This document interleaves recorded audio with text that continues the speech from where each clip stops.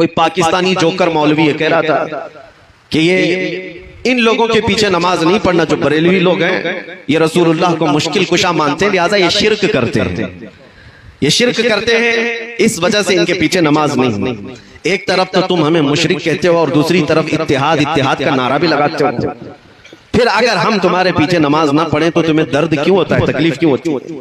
لیکن یہ جملہ مجھے بڑا سخت لگا کہ نبی پاک صلی اللہ تعالیٰ علیہ وسلم کو اگر آج کوئی مشکل کشا سمجھے، اپنی مشکلوں کا حل کرنے والا آقا سمجھے، تو یہ صاحب ہمیں مشرک قرار دیتے ہیں۔ پھر شرف الدین امام بوصیری کے بارے میں تمہارا کیا خیال ہے، جو لقوہ اور فالج کے اثر کے بعد اپنے بستر پر لیٹ کر کے حضور کی بارگاہ میں یوں کہتے ہیں، یا اکرم الخلق مالی من الوذ به سواک عند حلول الحادث العمم ولن يضيق رسول اللہ جاہک بی اذا الکریم تجلی باسم منتقم۔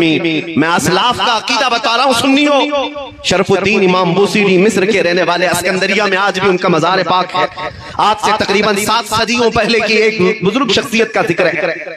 ان کے جسم پر جب فالج کا اثر ہو گیا، پیرالائز، جانتے ہیں فالج کا اثر جب ہو جائے تو انسان چلنے پھرنے سے بھی عاجز ہو جائے، اٹھ پھر نہیں سکتا، علاج بہت کرایا حکیموں سے، شفا یابی نہیں ملی۔ پھر اخیر میں شرف الدین بوصیری نے قصیدہ لکھنا شروع کیا، مولا یا صلی وسلم دائما ابدا۔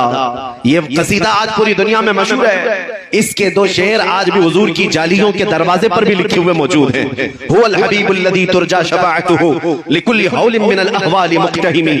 170 اشعار لکھے روتے روتے، اور اس کے بعد جب نیند لگ گئی، آنکھیں بند ہوئی، تو رات عظیم رات تھی کہ سرور کائنات خواب میں تشریف لاتے ہیں، تاجدار مدینہ صلی اللہ تعالیٰ علیہ وسلم تشریف لاتے ہیں اور پوچھتے ہیں، شرف الدین تجھے کیا ہوا؟ روتے ہوئے خواب میں عرض کیا کہ آقا مجھے فالج کا اثر ہوا، اب چلنے پھرنے سے عاجز ہو گیا ہوں، بستر پر رہتا ہوں اور لوگوں نے بھی ساتھ چھوڑ دیا ہے۔ نبی کریم صلی اللہ تعالیٰ علیہ وسلم نے ارشاد فرمایا، شرف الدین بوصیری تو نے جو قصیدہ ہماری شان میں لکھا وہ ہمیں بھی تو سناؤ۔ انہوں نے اپنا قصیدہ لکھا تھا، لیکن جو پہلا شعر ہے، پہلا مصرع، اس کا ایک ہی مصرع ان سے بن پایا تھا، دوسرا مصرع نہیں بنا تھا۔ مولا یا صلی وسلم دائما ابدا، بس اتنا ہی مصرع بنا تھا، دوسرا نہیں تھا۔ وہ خواب میں میرے آقا کو سناتے رہے، مولا یا صلی وسلم دائما ابدا، رک جاتے، نبی پاک نے ارشاد فرمایا، بوصیری اس کا اگلا مصرع میری جانب سے ہے، علی حبیبک خیر الخلق کلہم۔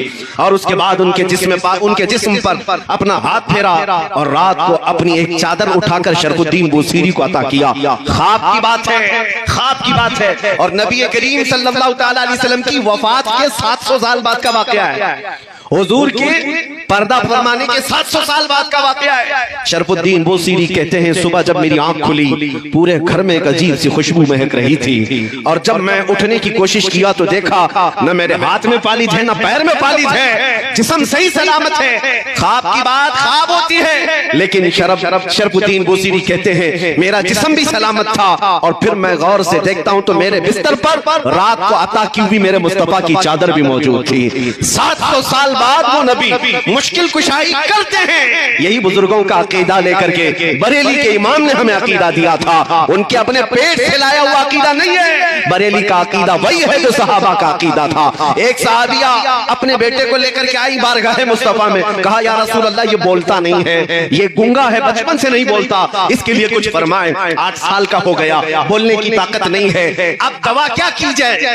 جس کی زبان چلتی ہی نہ ہو، پیدائشی بولتا نہ ہو۔ نبی پاک کے پاس جب وہ خاتون آئی، میرے عزیزو آج ان لوگوں سے پوچھو وہ خاتون کیوں رسول اللہ کے پاس گئیں؟ ارے زبان دینا تو اللہ کا کام ہے، قوت گویائی اللہ بخشتا ہے۔ صحابیہ تو مصطفیٰ کے دربار میں آئی ہے یہ عقیدہ دینے کے لیے، دیتا اللہ ہی ہے، دروازہ مصطفیٰ کا ہوتا ہے، کیونکہ میرے آقا نے فرمایا ہے انما انا قاسم واللہ یعطی، اللہ دیتا ہے اور میں تقسیم کرتا ہوں۔ وہ صحابیہ قریب آئیں حضور پاک صلی اللہ علیہ وسلم کے پاس اپنا بیٹا لے کر کے، حضور نے کیا علاج فرمایا؟ نبی کریم صلی اللہ تعالیٰ علیہ وسلم نے کیا علاج فرمایا؟